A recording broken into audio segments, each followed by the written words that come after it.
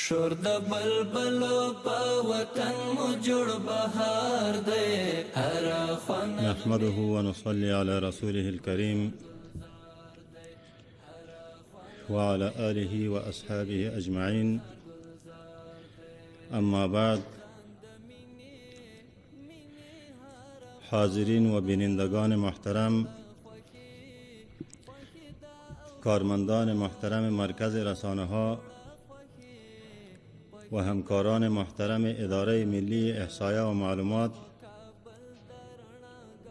نمایندگان محترم رسانه ها و هموطنان گرامی، السلام علیکم و رحمت الله و برکاته. خیلی خوشحال هستم که امروز با احساس یک مسئولیت بزرگ در حضور شما حاضر شدم تا در مورد تلاش ها، خدمات و دستاوردهای یک ساله معاونیت ثبت احوال نفوس اداره ملی احصایه و معلومات صحبت کنم. دستاوردهایی که با زحمات خستگی ناپذیر همکاران ما به هدف رسمی سازی هویت هر شهروند کشور، حل مشکلات مردم و معیاری سازی خدمات عامه به دست آمدند. ما در این اداره به این باور داریم که تذکره تابعیت صرف یک کارت نیست، بلکه سند از هویت، عزت و حفظ حقوق هر تبع کشور ما است.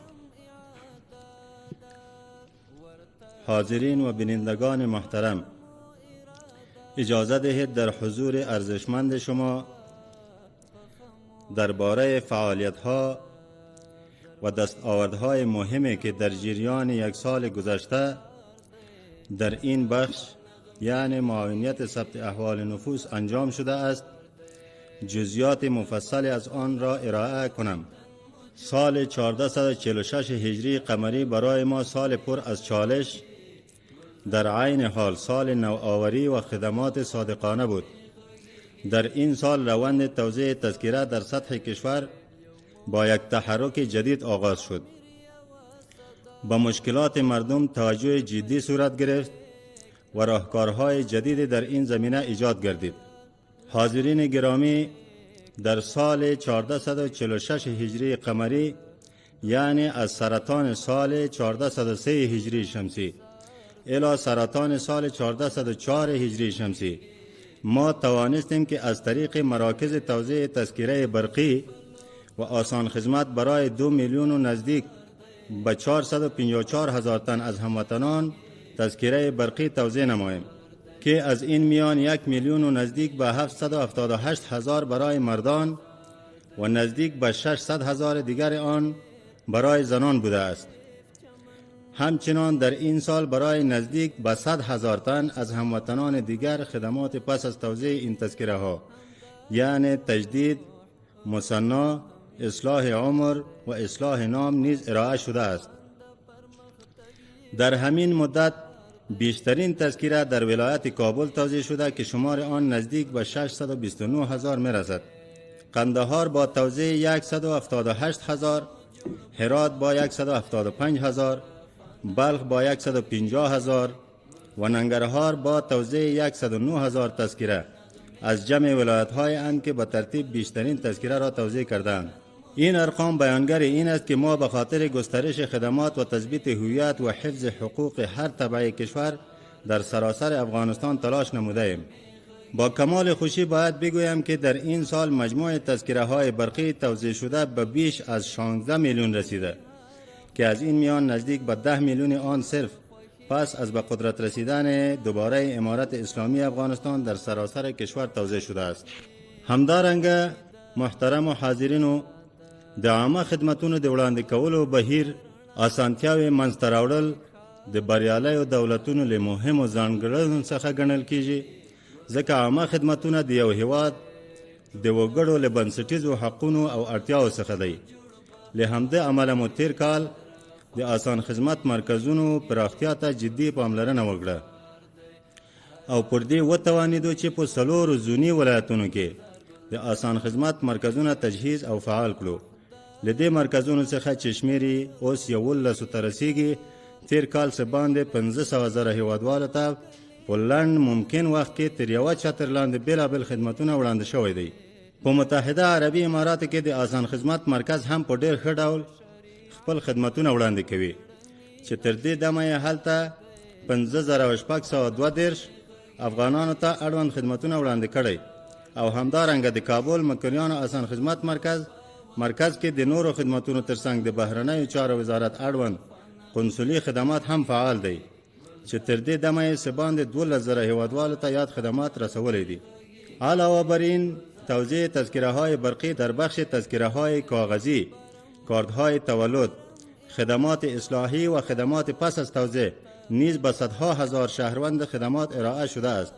در سال گذشته در ولایت‌ها با 2,046,000 نفر و در کمپلکس سرای شمالی کابل به حدود 550,000 نفر خدمات چون توزیع تذکره‌های جدید و مصنای کاغذی، اصلاح نام پدر، اصلاح نام پدر کلان، عمر و تخلص، توزیع و تایید کارت‌های تولد و پارچه‌های فوتی و سایر موارد مربوطه ارائه شده است. قابل ذکر است که از این میان برای نزدیک به 918,000 هموطنان تذکره اصلی کاغذی که حدود 16,000 آن را شهروندان کوچی ما تشکیل می‌دهند و برای بیش از 300,000 تن از هموطنان دیگر تذکره مصنع توزیع شده است. افزون بر خدمات ثبت احوال نفوس اداره ملی احصای و معلومات، خدمات ثبت ورود و خروج اتباع خارجی را نیز از طریق گذرگاه‌های زمینی و میدان‌های هوایی کشور ارائه می‌کند. ارقام ما نشان می‌دهد که در سال گذشته حدود 35,000 تبع خارجی از طریق گذرگاه‌های زمینی و میدان‌های هوایی به کشور وارد یا از آن خارج شده‌اند. در کنار این در بخش احصایه‌های حیاتی که شامل تولدات، وفیات، ازدواج، طلاق و موارد مشابه دیگر می‌شود، سال گذشته 482,000 واقعه به سطح کشور در این اداره به ثبت رسیده است که از این میان 442,000 اطفال تازه متولد که 242,000 تن آنان پسر و 200,000 تن دیگر آن دختر هستند در این اداره ثبت شده است. یعنی این شمار اطفال است که در این اداره به ثبت رسیده است و شامل تمام اطفال تازه متولد نمیشوند که در اطراف و یا ولسوالی‌های دوردست متولد شدند که احتمالاً تعدادشان بیشتر از این رقم است. از سوی دیگر به کمک سیستم ملی تثبیت هویت در سال گذشته هویت 2,480,000 شهروند تثبیت شده و بیش از 3 میلیون و بیش از 261,000 فرم تذکره برقی برای مسئولیت بیشتر دیجیتالی و وارد سیستم شدند. همچنان 125,373 تذکره کاغذی حضوری و 25,122 تذکره کاغذی غیر حضوری تایید شدند. افزون بر این 3,128 جلد کتاب اساس ولایت‌ها در این سیستم اسکن و دیجیتالی شده. معلومات هموطنان که شامل 18,166 جلد کتاب می شود آپدیت و بروزرسانی گردیده و 3,247 جلد کتاب اساس ولایتی نیز تحلیل و بررسی شده اند.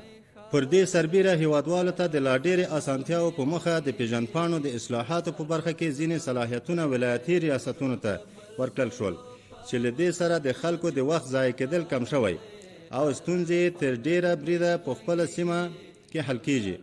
په عین شهرت د تکراري پیژندپاڼو لغوه کول، د عمر اصلاح کول، تر 18 کلنۍ 3 کاله او له هغه پورته 2 کاله، د املایي تېروتنو اصلاح، د تخلص درج یا حذف یا اصلاح، د مختاړې او وروستاړې حذف یا اضافه کول او په ولایتونو کې د برېښنایي پیژندپاڼو له ویش وروسته خدمتونو رامنځته کول و. تر ټولو مهم هغه دی چې ولایتي ریاستونو ته تفویض د صلاحیت شوی دی. د هیوادوالو د لا هوساینې په موخه یو بل مهم نوښت هغه د تیر کال په لړ کې د آنلاین نوبت اخیستلو یا ټیکټ سیستم فعالول و چې هیوادوال کولای شي پر مټ له خپل کور څخه نوبت واخلي او په ټاکلي وخت ادارې ته مراجعه او خپله ستونزه حل کړي. دې نوښت له شک پرته د خلکو لپاره لویه اسانتیا برابر کړی. د دې سیستم له فعالېدو سره اوس هیوادوال اړ نه دی چې یو ځل د نوبت اخیستلو او بیا د خپل ستونزې د حل په مخه مرکزي ادارې ته مراجعه وکړي او بیا چې کله یې نوبت ورسېدل بیا ادارې ته راشي. هموطنان عزیز، ما هرگز در ارائه خدمات به شما احساس خستگی نمی کنیم. خدمت به شما را واجب می دانیم و یک فرض شرعی و همواره به عنوان خادم شما آماده خدمت هستیم. از این رو کار ما تنها ثبت تعداد و ارقام تذکره ها نیست، بلکه فراهم کردن سهولت در ارائه خدمات به شما، حفظ هویت هر شهروند کشور و از این طریق استحکام وحدت ملی را از وظایف اساسی و بنیادی و دینی خود می‌دانیم.